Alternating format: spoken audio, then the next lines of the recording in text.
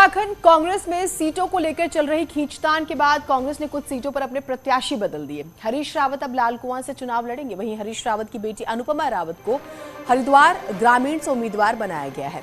डोईवाला से भी कांग्रेस ने अपना प्रत्याशी बदल दिया है। डोईवाला से अब गौरव चौधरी कांग्रेस के उम्मीदवार होंगे। पहले डोईवाला से मोहित उनियाल को टिकट मिला था। ज्वालापुर से रवि बहादुर को टिकट मिला था। पहले ज्वालापुर से बरखा रानी उम्मीदवार थी। कालाडूंगी से महेश शर्मा, सल्ट से रणजीत रावत, रामनगर से महेंद्र पाल, चौपट्टा खाल से केसर सिंह नेगी, नरेंद्र नगर से ओम गोपाल रावत को कांग्रेस ने उम्मीदवार बनाया है।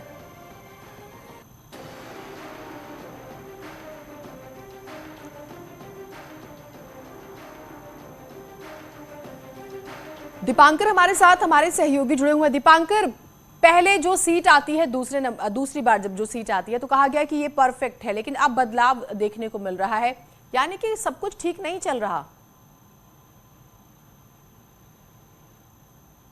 की सीट में बदलाव होगा और सबसे बड़ी बात यह थी कि न्यूज 8 ने सबसे पहले खबर को ब्रेक किया था कि हरीश रावत की जो सीट है रामनगर, जिसको लेकर बड़ा विरोध वहां पर था, वो सीट चेंज होगी और फाइनली वही हुआ कि हरीश रावत की जो सीट है वो अब लालकुआं होगी। हरीश रावत रामनगर से उनकी सीट चेंज की गई है। हालांकि बाकी 4 और जो कैंडिडेट सेकंड लिस्ट के थे उनकी भी यहाँ पर वहां पर भी उम्मीदवार चेंज किए गए। खासतौर पर डोईवाला में उम्मीदवार चेंज किया गया है, ज्वालापुर हरिद्वार में उम्मीदवार को चेंज किया गया है, कालाडूंगी में चेंज किया गया है। तो आप देखेंगे तो कांग्रेस को सेकंड लिस्ट में कहीं ना कहीं विवाद थे बहुत ज्यादा और बड़े नेताओं के बीच कहीं ना कहीं एक बड़ी रस्साकसी थी कांग्रेस के अंदर कि मेरे खेमे को टिकट मिले और आखिरकार वो खेमेबाजी की वजह से बाद में सारी सीट चेंज करनी पड़ी।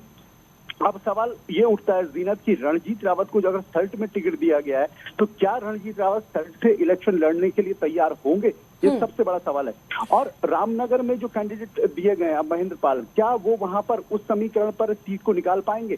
तो कांग्रेस को हर एक सीट पे स्ट्रगल करना है क्योंकि आप इस वक्त विपक्ष में, ऐसे में एक एक सीट बहुत इंपॉर्टेंट है। लेकिन सबसे बड़ी बात यही है कि हरीश रावत जो पूर्व सीएम है, जिनको रामनगर से, जिन्होंने ये तक भी फेसबुक पे लिखा था कि 28 जनवरी को मैं नामांकन करूंगा, लेकिन फाइनली कल देर रात जो लिस्ट जारी हुई उसमें उनकी सीट बदल दी गई। जीनत, दीपांकर, कल भी हम चर्चा कर रहे थे, एक तरफ पार्टी ये कहती है कि हमारी, और स्पेशली हरीश रावत का स्टेटमेंट है कि भाई कुछ सीटों पर बड़ी दिक्कतें और जिम्मेदारी ली और फिर प्रीतम सिंह हो, हरीश रावत हो, अपने अपने हिसाब से जो है, या गणेश गोदियाल उस सीट पर काम करेंगे। और अगर यहाँ पर टिकटें इस तरह से बट रही हैं, फिर बदली जा रही हैं, तो लगता है कि क्या कम्युनिकेशन गैप है या इंटरनली इनफाइटिंग इतनी ज्यादा हो गई है कि एक टेबल पे सारे बैठ के बात ही नहीं कर पा रहे कि हमें किस सीट से किसे उतारना चाहिए, नहीं उतारना चाहिए? जीनत, कुल मिलाकर अगर आप देखेंगे कांग्रेस को पिछले 2 से 3 सालों में जिस तरीके से विवाद रहे, इंदिरा हृदय के निधन के बाद भी कांग्रेस में विवाद खत्म नहीं हुए और विवाद आज की तारीख में भी खत्म नहीं हुए हैं। जो आपने कहा कि इंटरनल फ्रैक्शंस इतने ज्यादा हैं कांग्रेस में कि फाइनल जब तक आप टेबल पे पहुंच गए, सीईसी की टेबल पे जाके भी नेता आमने सामने थे। 2 गुट थे, प्रीतम सिंह और हरीश रावत गुट। आज की तारीख में आप देखेंगे तो वो गुट जो हरीश रावत अपनी जो स्ट्रेटेजी थी और जिस तरीके से रहे वो उसमें काफी हद तक कामयाब रहे। उनकी बेटी को टिकट मिला है, एक परिवार एक टिकट का जो फॉर्मूला है वो फिलहाल हरीश रावत की फैमिली पे लागू नहीं हुआ है कांग्रेस के भीतर। तो हरीश रावत रामनगर से लालकुआं भी चले गए, अगर उनको ये लगा कि रामनगर में हो सकता है कोई परेशानी होगी। और बाकी टिकटों के ओवरऑल बंटवारे में अगर आप देखेंगे जो सेकंड लिस्ट आई, क्या उस सेकंड लिस्ट को लेकर ऐसी वर्किंग नहीं हुई थी टेबल पे कि पहले ही आप सही कैंडिडेट देते? अब आपने आप लास्ट टाइम पे कैंडिडेट चेंज किए हैं, कल नॉमिनेशन का आखिरी दिन है, आज जिसका आपने टिकट चेंज किया है वो वहां पर जरूर विरोध दर्ज कराएगा। तो कांग्रेस के अंदर विवाद खत्म नहीं हो रहे हैं और कांग्रेस के अंदर ये विवाद अगर खत्म नहीं होंगे तो ये पार्टी के लिए बहुत बड़ी चिंता की वजह है। जीनत, एक सवाल और दीपांकर, हम एक देख रहे हैं कि ये कहा गया कि ये एक स्ट्रैटेजी है भाई, ये एक तरीका है, नियम है कि भाई एक परिवार से एक ही व्यक्ति को टिकट। अब हरीश रावत की बेटी का भी जिक्र हुआ, हमने यशपाल आर्या, क्योंकि जब परिवार की बात हो रही है और आपके फॉर्मूले की बात हो रही है, फिर हरक सिंह रावत या बाकी कुछ लोग जो थे, क्या वो नाराजगी दूर हो पाएगी या नहीं रहेगी नाराजगी? क्योंकि ऐसे तो नजर आ रही है खुले तौर पर। बिल्कुल जीनत, अब सवाल सबसे बड़े हैं कि रणजीत रावत जो रामनगर से 5 साल से तैयारी कर रहे थे, फिर हरीश रावत वहां पर गए, अब हरीश रावत की सीट चेंज हो गई, क्या रणजीत रावत इस बात को स्वीकार करेंगे कि मैं रामनगर की बजाय सल्ट से इलेक्शन लड़ूं, जिस सीट से मैंने पूरी तैयारी की थी और हरीश रावत के धुर विरोधी माने जाते हैं पार्टी में?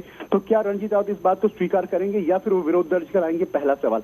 दूसरा सवाल ये कि अगर हरीश रावत के साथ परिवारवाद के फॉर्मूले को साइड रख दिया गया तो हरक सिंह रावत की बहू जो फाइट कर रही है, और हरक सिंह रावत इस वक्त इलेक्शन नहीं लड़ रहे हैं, ये सबसे बड़ी खबर है कि हरक सिंह रावत पिछले 20 साल की उत्तराखंड की पॉलिटिक्स में पहली बार है जब विधानसभा चुनाव नहीं लड़ रहे। तो हरक सिंह रावत का रिएक्शन क्या होगा? क्या वो वाकई पार्टी के लिए प्रचार करेंगे इतना बड़ा नेता होने के बावजूद, जब इलेक्शन नहीं लड़ेंगे? तो बहुत सारे अभी कांग्रेस के अंदर बहुत कुछ होना बाकी है जीनत। ये बहुत बड़ा सवाल है कि बहुत कुछ होना बाकी है। अब एक और चीज हम देख रहे हैं कि तारीखें बहुत करीब आ रही है और 70 की 70 सीटों पर कब बात होगी, कब प्रचार प्रसार होगा, इस स्थिति में तो कलेश थमता नहीं दिख रहा दीपांकर। जीनत, अभी भी जिन 2 सीटों की बात है, खासकर टिहरी में तो कांग्रेस ने अभी उम्मीदवार दिया ही नहीं है, क्योंकि कांग्रेस के जो प्रदेश अध्यक्ष है पूर्व किशोर उपाध्याय, वो आज हो सकता है बीजेपी ज्वाइन करें और फिर उस सीट पर कैंडिडेट है। लेकिन एक खबर जो सूत्रों के हवाले से आ रही है कि ऋषिकेश में भी कैंडिडेट चेंज करने की तैयारी में पार्टी है। अब सवाल है कि आज का दिन 27 तारीख और कल 28 तारीख नामांकन की आखिरी तारीख है। ऐसे में अब जबकि आपके बीच फ्रैक्शन इतने हाई हैं और 2 हफ्ते से भी कम का 2 हफ्ते का आसपास का वक्त बचा है इलेक्शन में, अगर यही रिफ्ट रहा, इसी तरह के संघर्ष रहा बड़े नेताओं के बीच कांग्रेस के अंदर, तो कांग्रेस के लिए पूरे कैंपेन को आगे बढ़ाना बहुत मुश्किल यहां पर होगा। अब कांग्रेस को यह समझना होगा कि अगर एक एक सीट पे स्ट्रगल करना है तो आपको बहुत ज्यादा मेहनत करनी होगी, क्योंकि आपके कांग्रेस में हमेशा जो बागी होते हैं वही कांग्रेस के लिए बड़ी टेंशन बनते हैं। जीनत, बहुत ही महत्वपूर्ण सवाल और चर्चा भी है, क्योंकि कांग्रेस में हो क्या रहा है ये बहुत ही दुर्भाग्यपूर्ण स्थिति फिलहाल नजर आ रही है। बहुत शुक्रिया आपका तमाम जानकारियों के लिए। कलेश जो है वो थम ही नहीं रहा। पहले चरण के चुनाव को देखते हुए बीजेपी ने वेस्ट यूपी में अपनी पूरी ताकत झोंक दी। बीजेपी के तमाम दिग्गज नेता आज से जाटलैंड का ताबड़तोड़ दौरा करेंगे और बीजेपी के पक्ष में माहौल बनाने की कोशिश कर रहे हैं। केंद्रीय मंत्री अमित शाह यानी कि केंद्रीय गृह मंत्री अमित शाह आज कृष्णा नगरी मथुरा का दौरा करेंगे। सुबह करीब 11 बजे अमित शाह मथुरा पहुंचेंगे और बांके बिहारी के दर्शन करने के बाद कार्यकर्ताओं को संबोधित करेंगे। साथ ही मथुरा में पार्टी के लोगों के साथ बैठक करेंगे। मथुरा के बाद अमित शाह नोएडा भी आएंगे।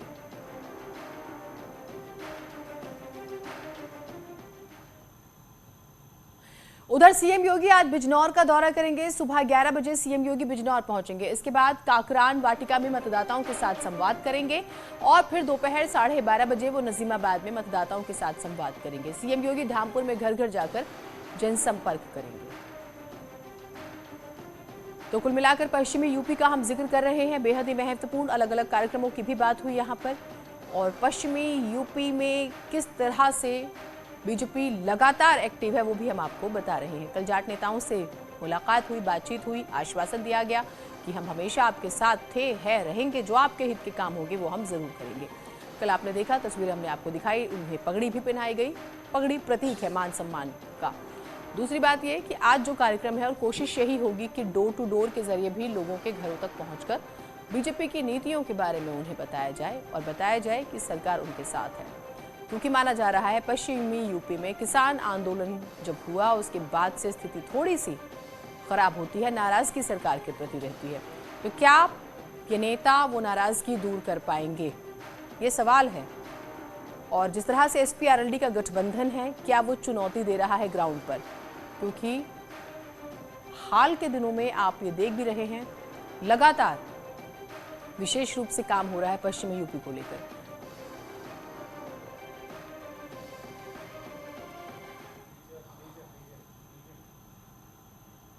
हमारे साथ हमारे सहयोगी जुड़े पवन गौड़ मथुरा से, शहजाद राव बागपत से और संकेत मिश्रा लखनऊ से। मैं सबसे पहले पवन आपके पास आती हूँ, क्योंकि मथुरा में कार्यक्रम है गृह मंत्री का। जरा पूरा कार्यक्रम उनका बताइएगा हमारे दर्शकों को।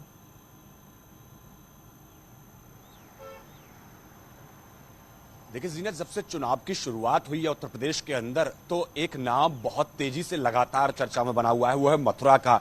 तमाम जो बड़े नेता हैं बीजेपी के, वो मथुरा का जिक्र कर रहे हैं। उसी के चलते मुख्यमंत्री योगी आदित्यनाथ अपनी जन विश्वास यात्रा की शुरुआत मथुरा से करते हैं और आज गृह मंत्री खुद मथुरा पहुंच रहे हैं। सुबह 11 बजे के आसपास वो उनका हेलीकॉप्टर यहां लैंड करेगा। उसके बाद में 11:15 के आसपास तकरीबन वो बांके बिहारी मंदिर पहुंचेंगे और वहां पूजा अर्चना करेंगे।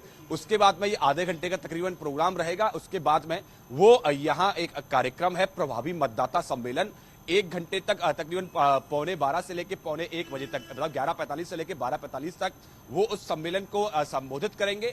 उसके बाद में 1 बजे से संगठन को लेकर एक बैठक करेंगे कि तमाम जो मथुरा पूरी जो 5 विधानसभाएं हैं मथुरा में, उसमें संगठन की क्या तैयारियां हैं, किस तरह से चुनाव की तैयारियों को लेकर काम चल रहा है।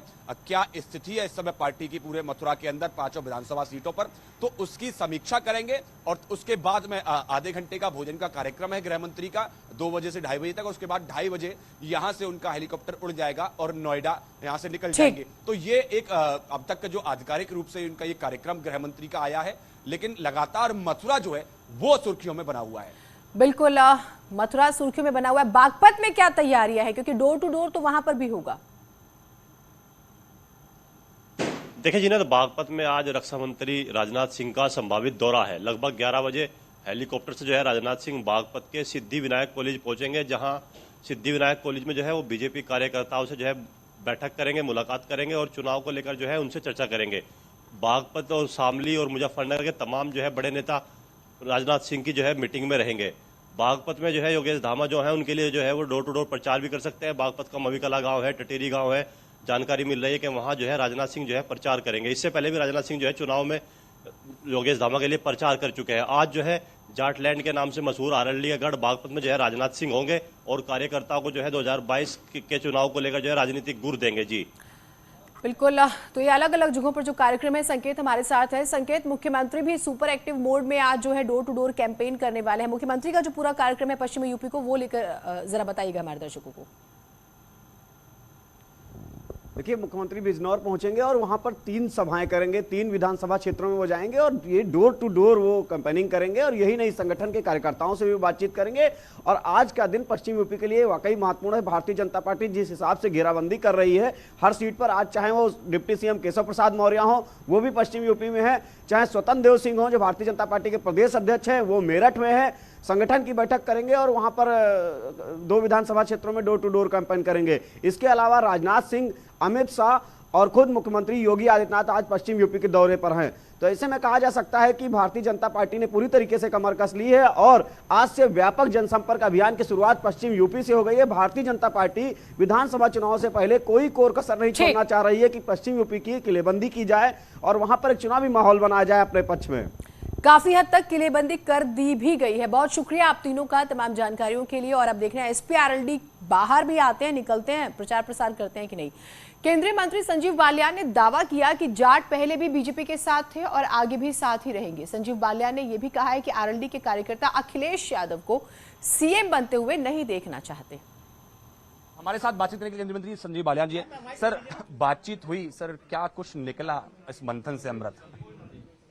अमृत यही निकला है कि मुझे पूरी उम्मीद है कि पश्चिम उत्तर प्रदेश विशेष रूप से भाजपा को और बड़ी लीड देगा पहले की तरह और भारतीय जनता पार्टी की सरकार प्रदेश में बनेगी। सर, एक बात थी कि लखनऊ से दूरी है लेकिन दिल्ली करीब है, और उन्होंने कहा कई सारी आपकी बातें थी जो लखनऊ में सुनवाई नहीं होती थी कई सारे जाट नेताओं की, तो क्या उसको लेकर अब आगे कोई आश्वासन दिया गया? यार सारी बात नहीं बताया करते ना अंदर मीटिंग की।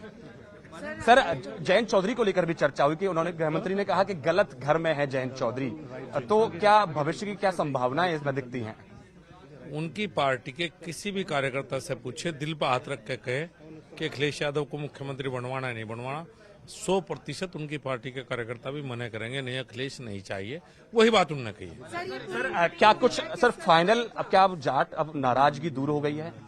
भाई हमने तो अपनी तरफ से प्रयास किया, बाकी उनका निर्णय। धन्यवाद हमसे बात करने के लिए। कैमरा पर्सन जैसे प्रति सात पवन गवर्नर के 3 दिल्ली।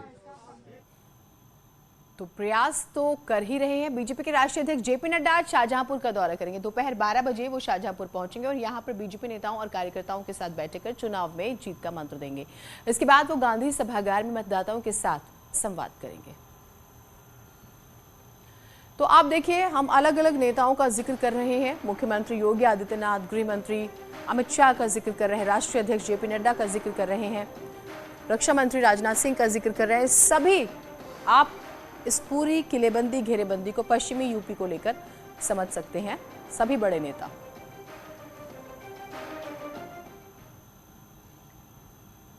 उधर न्यूज 18 से एक्सक्लूसिव बातचीत में यूपी के डिप्टी सीएम केशव प्रसाद मौर्य ने दावा किया है कि यूपी में बीजेपी की बड़ी जीत होगी। उन्होंने कहा है कि पूरब से पश्चिम तक यूपी में बीजेपी को समर्थन मिल रहा है।